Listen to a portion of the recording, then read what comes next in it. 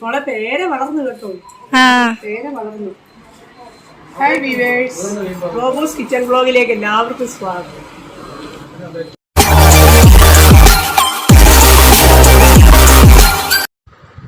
ഞങ്ങളുടെ വീഡിയോ എല്ലാവരും കാണണം, ഷെയർ ചെയ്യണം, സബ്സ്ക്രൈബ് ചെയ്യണം, ഇഷ്ടപ്പെട്ടെങ്കിൽ ലൈക്ക് ചെയ്യുകയും ചെയ്യണം. ഇവിടെ നല്ല തണലുണ്ട്. നല്ല ചൂടാണെങ്കിലും ധാരാളം മരങ്ങളൊക്കെ വെച്ച് പിടിപ്പിച്ചിരിക്കുന്നതുകൊണ്ട് നല്ല തണലുണ്ട്. അതുകൊണ്ട് വലിയ കുഴപ്പമില്ല, ഇവിടെ നിൽക്കാൻ പറ്റുന്നുണ്ട്. രണ്ട് മഴ പെയ്തുകൊണ്ട് വാഴയൊക്കെ ഒന്ന് പച്ചപ്പായിട്ട് നിൽക്കുന്നുണ്ട്. എന്നാലും ചൂടിന് വലിയ കുറവൊന്നുമില്ല. ഭയങ്കര ചൂടാണ്. എന്തോ ചെയ്യാനൊക്കും, ക്ലൈമറ്റ് ഇങ്ങനെ ആയിപ്പോയി. മുകളിൽ ടെറസിൽ നിറച്ച് മാങ്ങ ഉണ്ടായിട്ടുണ്ട്, പറിച്ചുകൊണ്ട് വരാം. കൈയെത്തി പറിക്കാവുന്ന പോലെ ധാരാളം മാങ്ങ ഉണ്ടായിട്ടുണ്ട്. കപ്പ മാങ്ങയാണ്. പിക്കിളുണ്ടാക്കാൻ നല്ലതാണ്, അതുപോലെ തന്നെ പഴുപ്പിച്ചാലും നല്ലതാണ്. എന്നാലും നല്ലൊരു കാര്യമല്ലേ നമുക്ക് ഇങ്ങനെ പറിച്ചെടുക്കാൻ പറ്റുന്ന പോലെ മാങ്ങ കിട്ടുക എന്ന് പറയുന്നത്. ഇതിനിപ്പം വേനലായതുകൊണ്ട് ഞാൻ കുറേ മാങ്ങയൊക്കെ ഉണക്കി വെക്കും. പിന്നീട് നമുക്കത് എടുത്ത് വെച്ച് കഴിഞ്ഞാൽ മാങ്ങ ഇല്ലാത്ത കാലത്തൊക്കെ നമുക്ക് പിക്കിളായിട്ട് മറ്റ് കറികളായിട്ട് ഉപയോഗിക്കാമല്ലോ. നമുക്ക് 2-3 മാങ്ങ പറിച്ചെടുക്കാം, നമുക്ക് പിക്കിളും ഉണ്ടാക്കാം. അതുപോലെ തന്നെ നമുക്ക് ചമ്മന്തി അരയ്ക്കാം. ഇന്നൊരു ചമ്മന്തി അരയ്ക്കാം, നല്ല മണമുണ്ട് മാങ്ങയ്ക്ക്.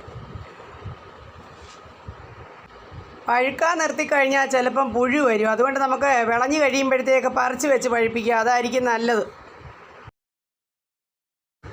താഴത്തെ ഷീറ്റേ മുട്ടിക്കിടക്കുന്ന പോലെ കൊലകൊലയായിട്ട് മാങ്ങയാണ്, അത് വേണം ആദ്യം പറിച്ചെടുക്കാൻ. അല്ലെങ്കിൽ ഷീറ്റേ മുട്ടിക്കിടന്നാൽ പെട്ടെന്ന് അത് കേടായിപ്പോവും. അമ്മു 1-2 മാങ്ങ ഇനി പറിച്ചോളൂ കേട്ടോ.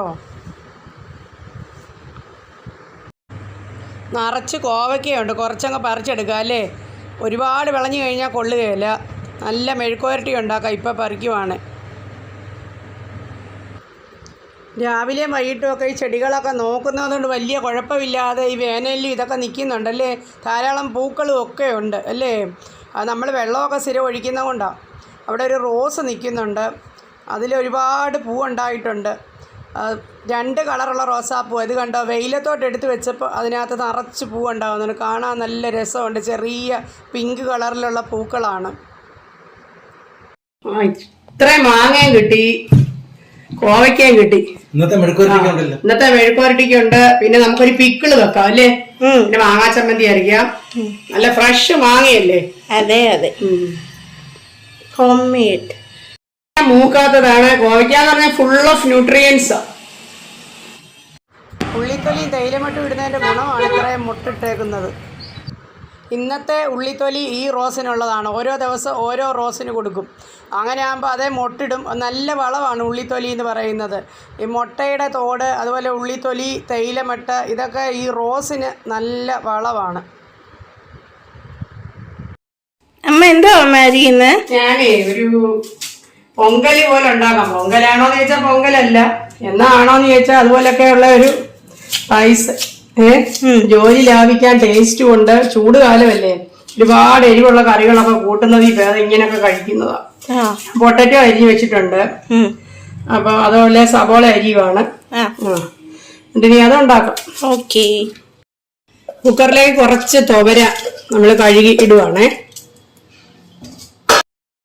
അതിലേക്ക് തന്നെ കഴുകി വെച്ചിരിക്കുന്ന അരിയും കൂടി ഇട്ടു. ഞാനിപ്പോൾ ഇവിടെ റേഷൻ അരിയാണ് എടുത്തിരിക്കുന്നത്, നല്ല അരിയായത്, അതുകൊണ്ട് അതങ്ങ് എടുത്തു. ആവശ്യത്തിന് വെള്ളം ഒഴിച്ച് വേവിക്കുക. അരി ഒരു പകുതി വേവ് ആകുന്നിടം വരെ നമുക്കൊന്ന് വേവിച്ചിട്ട് പിന്നെ ബാക്കിയുള്ള പൊട്ടറ്റോയും അങ്ങനെയുള്ളതൊക്കെ ആഡ് ചെയ്യാം. അപ്പോൾ ഒരു 4-5 വിസിലാകുമ്പോഴത്തേക്ക് വേവും, പകുതി മുക്കാലും വേവും. അരി 1/4 വേവായിട്ടുണ്ട്. തുവരയും കൂടെ ഉണ്ടായിരുന്നല്ലോ അതിൻ്റെ കൂടെ. അപ്പം നമ്മൾ ഇതിലോട്ട് അരിഞ്ഞു വെച്ചിരിക്കുന്ന പൊട്ടറ്റോ ഇടുന്നു, അത് സവോള ഇടുന്നു, പച്ചമുളകും ഇഞ്ചി അരിഞ്ഞതും കൂടെ നമുക്കിതിൻ്റെ കൂടെ ചേർക്കാം. 1 ടീസ്പൂൺ മഞ്ഞൾപ്പൊടിയും കൂടി ഇടാം. 1/4 ടീസ്പൂൺ ഉപ്പും കൂടി ഇട്ടിട്ട് നമുക്ക് ആവശ്യത്തിന് വെള്ളം ഒഴിച്ച് വേവിക്കാം. വെള്ളം ഒഴിച്ചതിന് ശേഷം എല്ലാം കൂടി ഇളക്കി യോജിപ്പിക്കുക. 1 ടീസ്പൂൺ നെയ്യ് ഒഴിക്കുന്നു. ഒരു 8 കുരുമുളക് ഇതിലോട്ട് അങ്ങ് ഇടാം. വെള്ളം ഇങ്ങനെ നികന്ന് നിൽക്കണം. ഇനി അടച്ച് വേവിക്കുക ഒരു 3-4 വിസില്.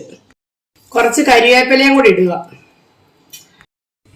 കുക്കർ അടച്ച് വെച്ച് നമ്മളൊരു 4 വിസിലൂടെ അപ്പോഴത്തേക്ക് റെഡിയാവും. സ്പെഷ്യൽ റൈസ് റെഡി ആയിട്ടുണ്ട്. ഇനി സാറിയും ബൗളിലേക്ക് മാറ്റുകയാണ്.